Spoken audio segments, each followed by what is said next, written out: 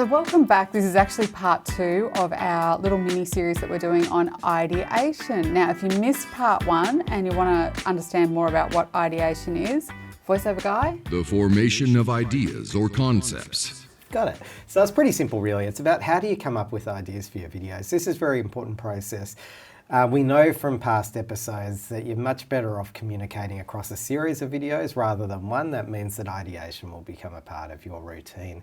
So you need different approaches into how to come up with ideas, and that's what this mini-series is all about. And we'll keep coming back to this because it's hopefully some helpful tips that'll get you on the way. Yeah, because often just coming up with the ideas for what you want to produce, like, you know, you got to produce something. Our customers say this to us quite often as well. You know we need to make something. We know it's really important. We know we need to use video, but we just don't know what to do.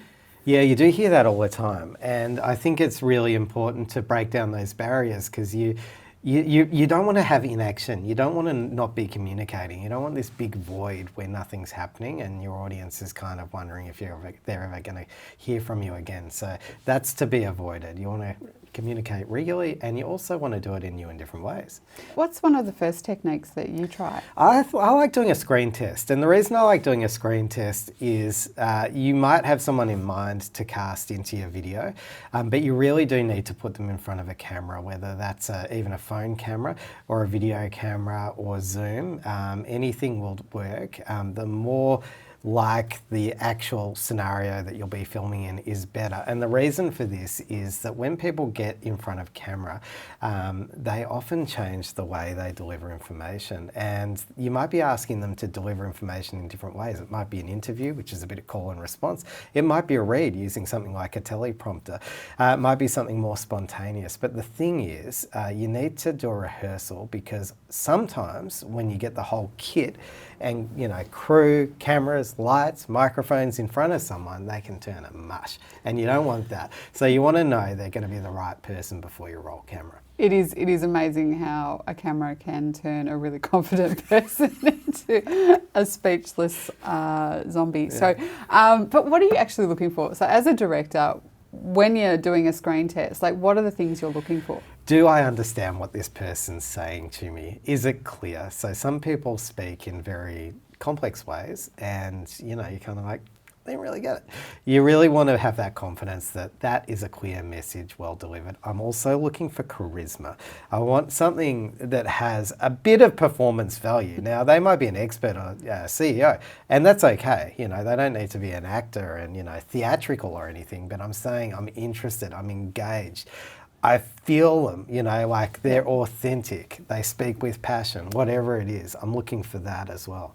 I'm also looking for things that will connect the audience to them, how well they are a storyteller, meaning how well they bring the audience into their world and share that story. How much rapport are they creating? And this comes back to one of your key interest areas, which is defining and understanding your audience. And I think from the producing side of it, that is very much what I'd be looking for in a screen test. Is this person someone that the audience for this project is going to relate to? Are they going to resonate? Can they speak in a way that makes sense for the audience that's going to, at the end of the day, it's the audience that needs to take the messaging on board. Will they do that from this person? Yep. And look, sometimes it's going to be a person telling a story about, you know, the service or organisation or mission that you're associated with. And sometimes that person is going to be so powerful, you know, in terms of how they communicate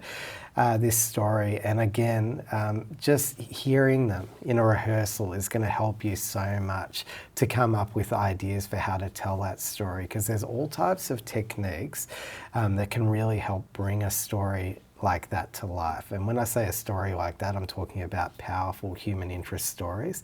Often they're very strong by themselves, but they become even stronger when you add other elements to them, like observational footage, which is footage of just actuality happening in front of the camera, like recreating scenes that might have been important from that backstory, like getting them out into the world, interacting with others. These things can just heighten and, you know, make the story even more powerful than it would have been. But you're not going to be prepared to do all of that work unless you screen test them.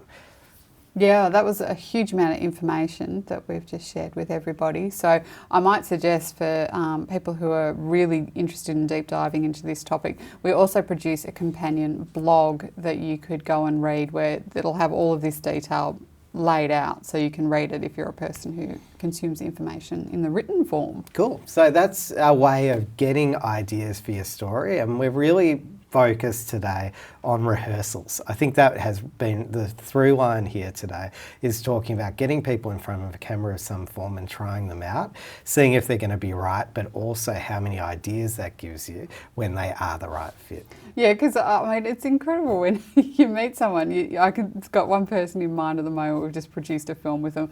They are so animated and enormous charisma, bubbly, larger than life personality. Stick them in front of a camera and they just freeze. They just go into, it's like they revert into a little shell, and no matter how many times we've tried to film with this person, it just keeps happening. So we'd love to hear from you on this. Have you done a screen test? What did you get out of it? When you're rehearsing with people, how helpful is that process? And another thing you might be asking about, which we should put into another video, I think, is how do you make people feel as comfortable as possible in front of the camera before you start rolling? So one thing I just want to bring up, if you're looking to define an ideal audience for your project, because this has helped you to think, oh, I don't really know who my project is going to be for, we've produced a whole course on how to define your ideal audience for your project, and you can find that over at Moonshine Communications Academy. So check that out if you're looking to do a deep dive into who your audience is.